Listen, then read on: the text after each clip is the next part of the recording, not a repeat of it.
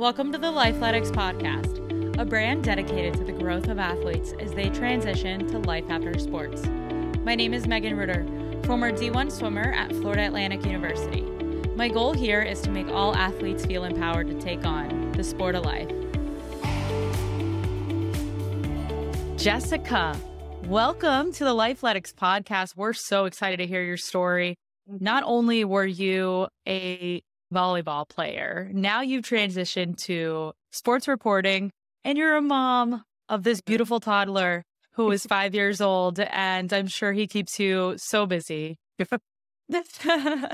So tell me a little bit about the earliest stages of you and what got you into volleyball. What made you gravitate towards that sport? I've always played sports like my entire life. I did gymnastics. I did cheerleading. I consider cheerleading a sport. I did cheerleading. I did track and field. I did basketball. But in 8th grade, I finally tried volleyball. I liked it. But I was like, okay, cool. So I did that for one season, did like all my other sports. And I got to high school and I had just completed my first volleyball season and I was going into basketball. And my mom was like, look, you need to choose. Like, we're not driving you all over the place. So I had tried out for this club volleyball team, like a travel volleyball team. And she's like, you need to choose, like, either you're going to do volleyball or you're going to do basketball, but we just can't, we physically can't do it. So she had actually taken me to I'm from Kansas City. So she had taken me to a volleyball game at the University of Kansas. They played Texas. It was like the most amazing thing I had ever seen. So I was like, oh my God, like these women are tall. Like I'm 5'10". So to see girls who were like 6'2", 6'3", jumping high, they were like hitting hard, they were moving fast. It was like really cool to see. I didn't know volleyball was even like that. So I was like, okay, cool. Like I'll choose volleyball. I like progressively got better. I got on a better club team and I eventually earned a scholarship. So that's kind of how I got into volleyball. How I got to sports reporting. Yes. Yes, I couldn't figure out what I wanted to do in college. I actually started out as a nursing major, which is kind of crazy, but I sucked at science. Like I actually failed my chemistry lab class. I had never failed a class before, but it was just like too much balancing, going to practices. I was, thousands of miles away from my home, didn't know anyone. Like it was just like a lot of stress as a freshman we had practices at 6:30 in the morning. So it's like practices at 6:30, wait, homework, trying to find like a social life, just couldn't keep up with science. So I was like, okay, like what am I good at? Went to my counselor. Advisor. Yeah, the academic advisor. And she wasn't there that day, but she had been kind of guiding me that whole semester because I was like crying in her office the whole semester. And she was not there that day, but there was another advisor that worked under her. His name was Jamar Faint. He used to be a football player at App State. And he was like, well, have you ever thought about communications? I was like, I'm not doing communications. Like, that's what all the dumb jocks do. So stupid. I was like, oh, they're just trying to get out easy, like communications. Like, oh, that's so dumb. And then I was like, I'm not doing communications. But he was like, oh, look what I have. I have a communication degree and I'm helping you right now. I was like, oh. So I had like egg all over my face. Oh my gosh. He was like, well, if you're good at reading, you're good at writing, you sound like a good speaker, like, why don't you just try it? So got into communications. I ended up being pretty good at it. I was nervous to give speeches, but having the speech class and to figure out like, oh, like I'm actually good at orating and speaking out loud and connecting with people. I feel like that helped me kind of solidify like, okay, I'm on the right path in communication. Of course, I figured out like going into my senior year when it was like too late. So I went to Syracuse for a year for grad school to kind of hone my skills. But so I started out advertising, didn't really like that. And then I was doing PR, but I had a really big issue with my coach and my school and stuff. I was like, you know what? I don't want to do PR. I don't want to like cover for these universities and athletes. Like I want to like be someone who's like breaking news and who's like investigating bad things happening at universities and teams and schools. I don't do that now. I just cover teams. I haven't really got into investigative journalism, but that's kind of like what got me into journalism, and that's what happened. Very cool. And I see what you're saying where like PR can kind of cover up the bad stuff. Yeah. Right? You're like hired by these companies who most likely did something wrong Yeah. and they need you to make it look like they didn't. Yeah. And yeah, I never really thought of it in that way, but Yeah. But at the same time, journalists a lot of times uncover the truth or wrongdoings. If you do journalism the right way, there's right. good in journalism. So that's kind of like why I chose that path. So yeah, I didn't want to like cover up for like people's wrongdoings. I was like, let me get into journalism. So that's kind of how this happened. What brought you down to Orlando? Okay. So in journalism, you have to work your way up. So my first job on air in television was in 2015. My first job was October 2015. I was in Greenville, Mississippi. So it was a super small market. So TV markets, they have sizes. So like Orlando is either 16 or 17 in the entire country. Of course, New York City is number one. LA's two, Chicago's three. Like it goes by like the number, the size of the city. Population. So I started in market 192. Wow. I had to work my way up. So I was there for like a year, actually less than a year, because I just couldn't, it was a culture shock here in Mississippi. But I was in Greenville, Mississippi. Then I went to Augusta, Georgia, which was a lot better. And then I was in Kansas City, and now I'm like here in Orlando. Yeah. What did you learn throughout that process of basically having to build back up? And did you bring a lot of your sports mentality into that? Oh, yeah, for sure. There's a lot of, in this business, you have to kind of grind it out. Like you may see like an Erin Andrew at the top. Like, oh, she's a silent reporter. Like this must be easy. But there's a lot of late nights, early mornings. There is a lot of tears, even sweat and grinding it out. And I always thought like, okay, like I can do this. Because I remember going to practice in college and being like almost crying because I was yeah, nap. And I was like, so even today, like not today, but like sometimes at work here in Orlando, when I'm so tired, I'm like, I cannot get up to go to work. I cannot. I'm like, Jessica, you did this before. You played sports in college. No one's making you get up to work out right now. Like I get up to work out because I want to. No one's like making me do anything. So I feel like playing sports kind of set a foundation for setting a routine for myself and to like sticking to it. And I know that I can stick to something. Like I know that I can wake up early if I have to. I know that, I can push through being tired, but if I need to get a coffee. I just know maybe mental games that people are playing with me at work, or if I'm trying to interview. I feel like I have an advantage when I'm interviewing athletes too, because I feel like there is a way that you should approach people who've maybe just lost a game, or there's just like a whole different element of like being a former athlete and how it can really help on the job of being like a sports reporter. Yeah, I was wondering about that dynamic of you being kind of reporting on these athletes who are, you're speaking to them when maybe, like you said, they may have just lost a game. They may be like super down on themselves. Do you take your background and apply it to how you approach those conversations? Oh, for sure. I try to put myself in their shoes. Like if I played a game where, hitting percentage wasn't great and I had somebody ask me, oh, why did you suck? Like you wouldn't want to ask someone a question like that, or you wouldn't want to approach someone without just viewing them as a human. Or, okay, for instance, I had to interview Jalen Suggs for the Orlando Magic.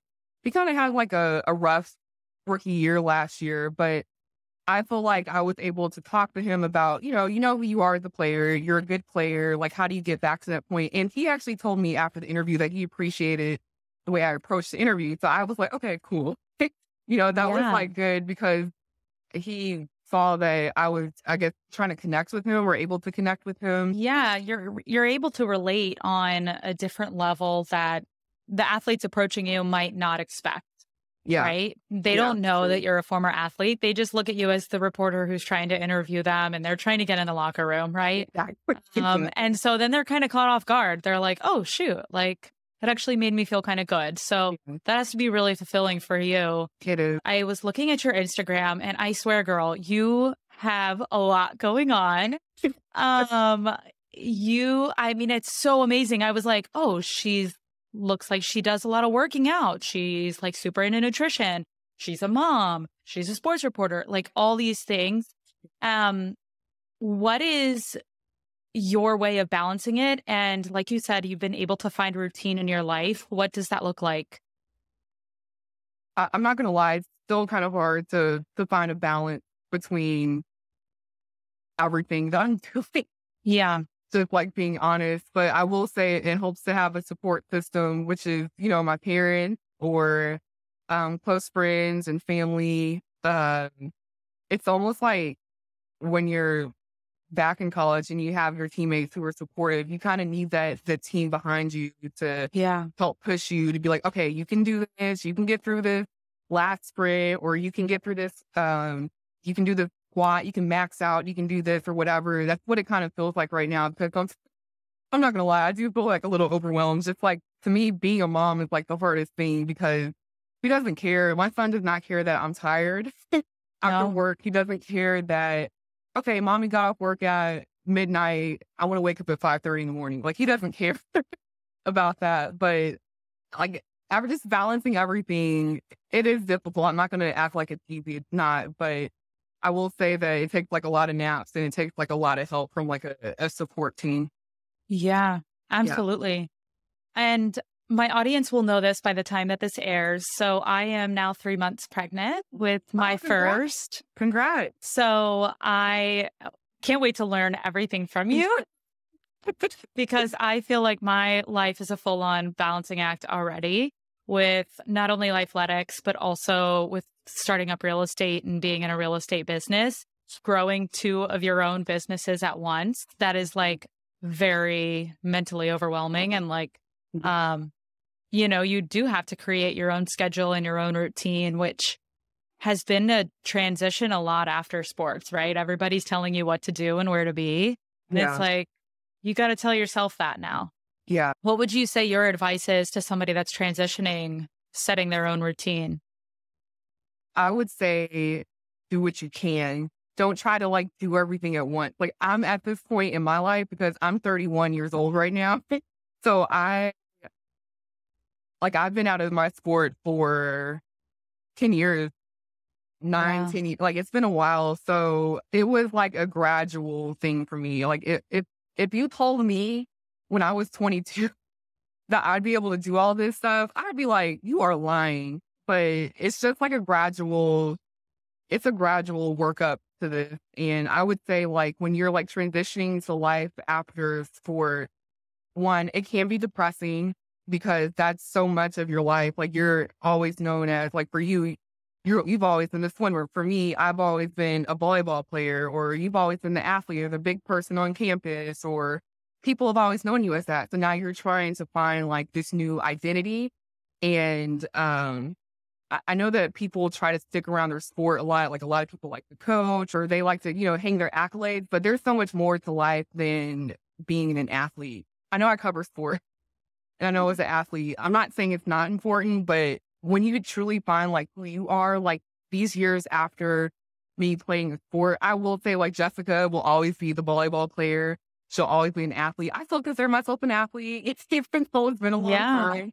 Yeah, but like, I would say, like, I'm so much more than that. Like, I'm a mom, I'm a friend, like, I'm someone that people can trust. Like, that's who Jessica is. And I feel like that has to do with like just kind of getting out of that athlete routine and finding out who you are like as a person.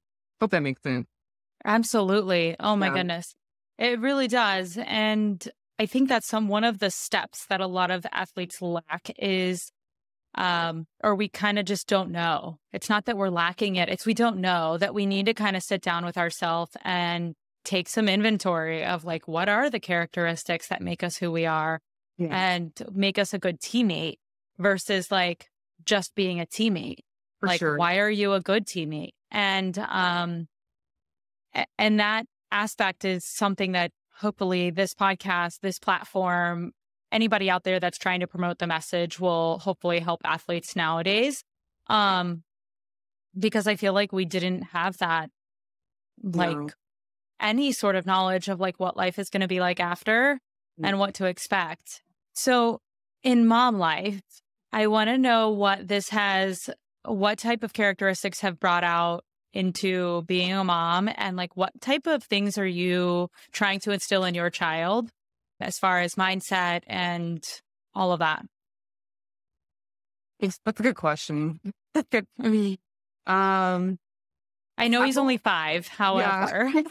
Well, I know you have like kind of a 2-part question, but I try to instill in him. He's the only child right now. Like I don't have any other children, but I try to, teach him that he needs to be a good friend. Even though he's 5, like he needs to share, say please, thank you, be considerate of others, because he wants to play football. I know he's young, but he's like, I want to play football when I get older. But I'm like, okay, something else, you need to listen. You need to follow directions. Like you cannot do whatever you want to do and expect to kind of just, live whatever life. Like there's like this discipline that comes with that. And that is something I try to talk to him about every day, because he's not a bad kid. He's a good kid, but he's just very energetic and he doesn't listen sometimes. But I just try to explain to him that he has to listen, he has to follow directions if he wants to play sport. You need to be a good friend to start off, because you're going to have lifelong friends from your sport. Yeah. Sharing, caring, all of that. I think what motherhood brought out of me was it reinforced that I'm like a resilient person. Because motherhood's not easy. I don't care what anyone says on Instagram, what the pictures show.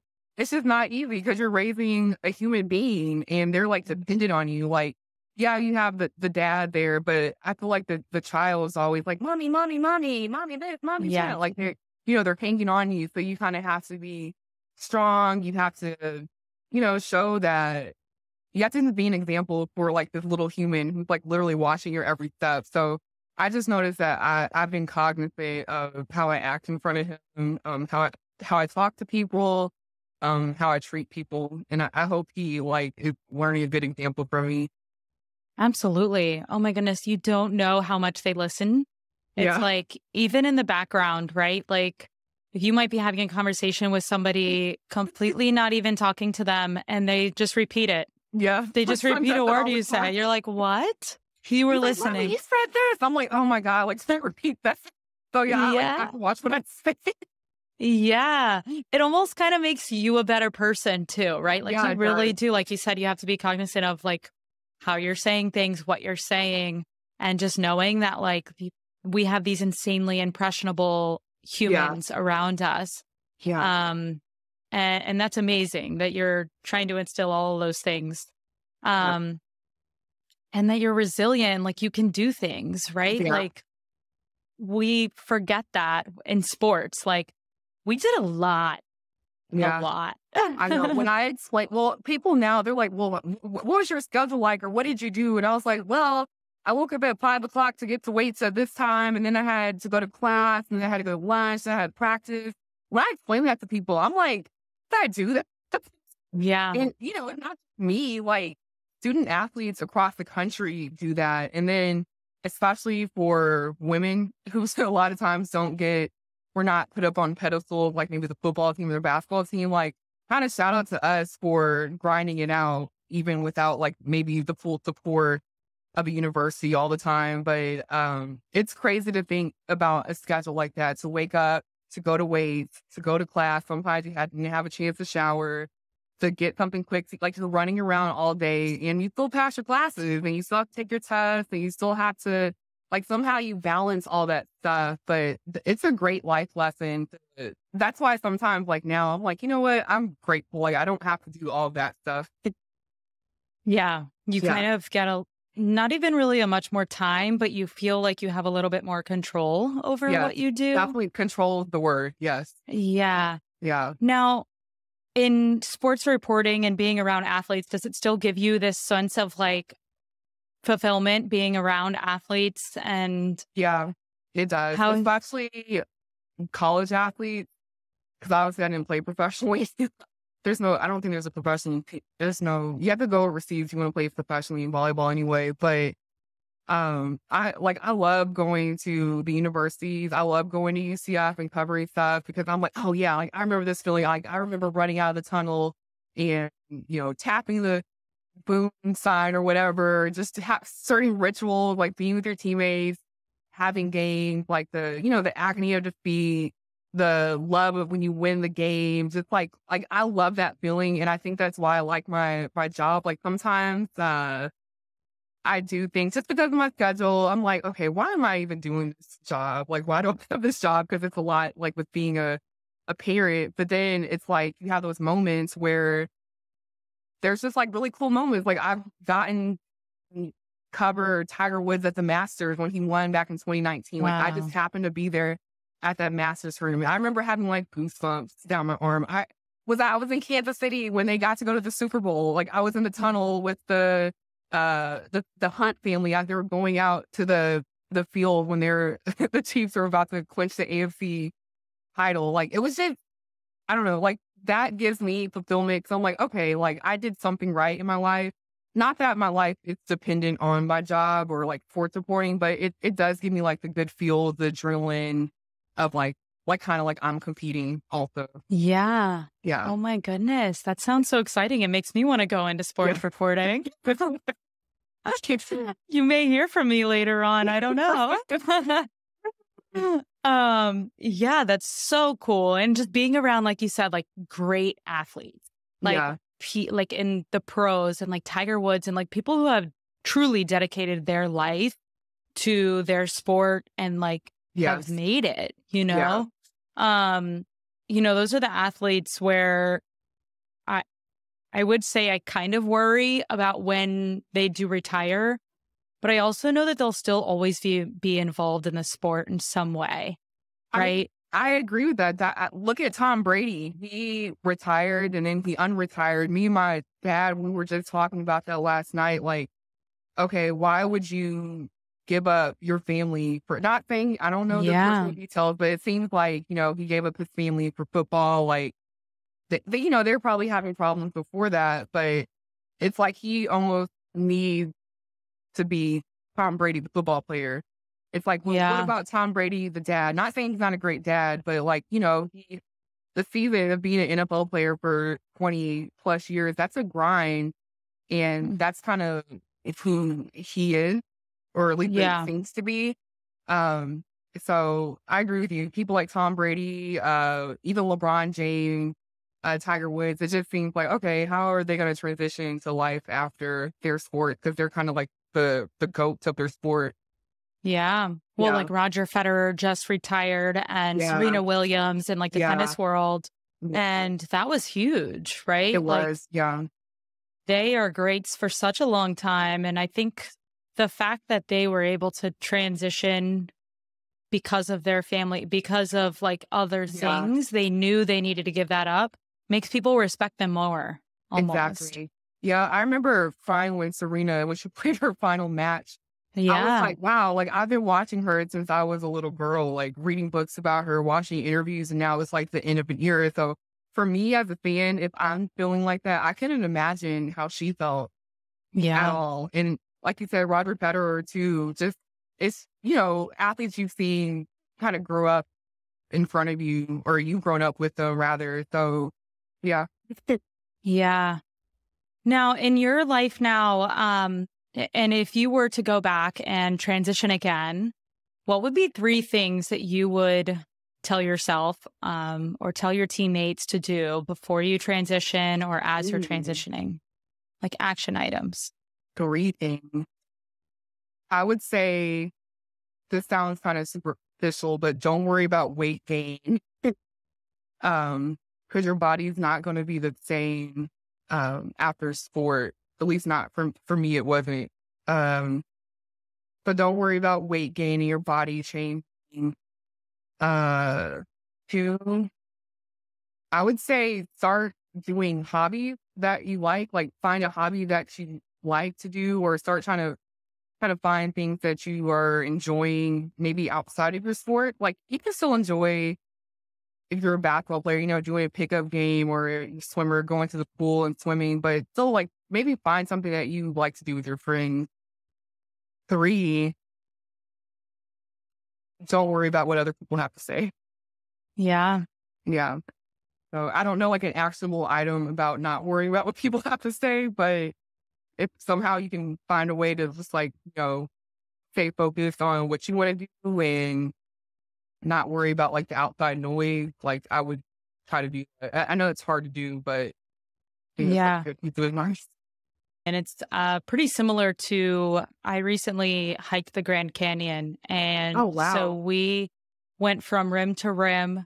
And throughout this hike, we came across this insane rattlesnake. And we were on this like off path, like we shouldn't have been there. And we like thought there was going to be a snake there. One of the guys I was with was like, it's okay. The snake's on the right. You go to the left. And so I never made eye contact with this rattlesnake. And I just head down, listened to him, Yeah. and kept going. And I made it, like never paid attention to the snake. Obviously, it was in the back of my head a little bit, but, Yeah. listen to that guiding voice and just keep going. And that was kind of a analogy for a lot of different things in life, right? Like, don't listen to the people who don't support you. Don't listen to these, oh, well, now that you're not an athlete, what are you going to do? All Yeah. those things, like, just be like, I got it figured out. Thanks. Yeah. Like, and keep on your way because there's other people that support you and believe in you. And I think that's huge. And it's really tough, especially now with social media. Yeah. I struggle with it. I know almost anybody that's on social media struggles with the comparison, with the things like that, and it's really sad. It is. But I struggle with the social media thing, especially like being a a broadcaster, because I'm like, oh, I don't have enough followers, or oh, my clothes aren't nice enough, or why does this like it's kind of hard, or you think like, why am I not at this point in my life? So a lot of times what I do, I take social media breaks. all the time, yeah, Yeah, because it's just like too much. It Social media is good because we connected through social media, but then it's also if you spend too much time on it, if you find yourself scrolling, you can find yourself like starting to compare your life or your lack of what you think you don't have compared to what you think someone else has. So yeah, I'm on Instagram for like recipes and stuff, but I try not to like get on people's pages that I'm like, oh, I wish I had this or I wish I had that, because I'm like, you know what, Jessica, you're enough. But it's taken a while to actually get to that point. So absolutely. I love the recipe part. That's like a total, like, comparison. It's just, I want to go make this in the kitchen. yeah. I love it. I might follow more recipe people now because it's a harmless way to be on it's a happy part of and Instagram. It's not like look at mine, this or that. It's just like, look at this recipe. I'm like, okay, I'll try that. I'll save it and pin it. Yeah. Awesome. Well, Jessica, I want to acknowledge you for all that you are doing. I know that it is not easy and that you have clearly overcome a lot with having to grind, not only in your work, but also raising a 5-year-old child. You did those both simultaneously, it sounds like, and that's admirable in itself. So I want to admire you for that, as well as just support you in any way we can. I know you mentioned you were working on helping female athletes in some way. How is it that you do that, and how is it that we can support you? So I did coach club volleyball I shouldn't say underprivileged, what word? So